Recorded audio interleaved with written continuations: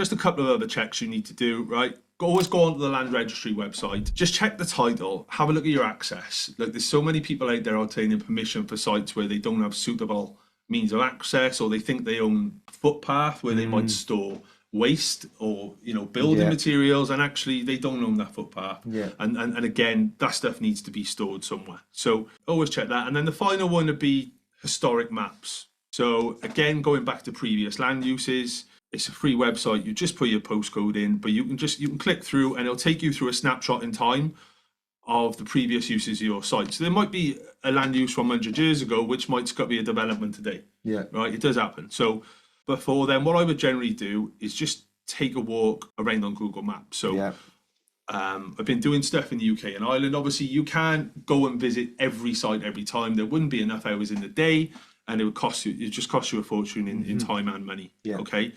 So get used to looking at things that might cause you potential issues down the line. Okay, so the first thing that pops out for me when I look on Google Maps here is the presence of these overhead cables. Okay, now if they were for whatever reason down the line, let's say for instance there were structural issues with this gable wall.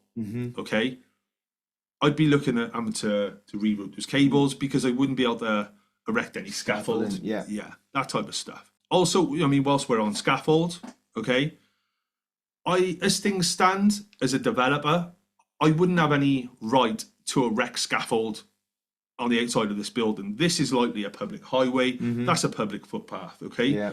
So things like road closure licenses, traffic management. A lot of people don't know, every time you open up a road, you need to put a bond down just in case you open it up and you walk off. There needs to be advertisements in local papers, obviously another time implication. This, like I said, this stuff does crop up. You would have maybe the same problem on this cable, okay? Third-party ownership, if you had any issues here. Also, like I touched upon, things like skips, okay? If I was a main contractor and I came in to price this job, I'd be asking the question, where am I storing my materials? Where are my guys parking their vans up to get in and out of the building? Are they parking down the road for a tenner a day? Or, if you've got 4 guys doing that, or, you've got 10 subbies doing it, again, your contractor is going to charge you for that stuff. So always think about the buildability, the logistics, the deliveries, the materials, the technical constraints, as I call them, okay? And you'd have a similar thing around the back as well if you were able to have any problems. So these are all things that need to be factored in. There might not be an immediate cost, but there might be one down the line.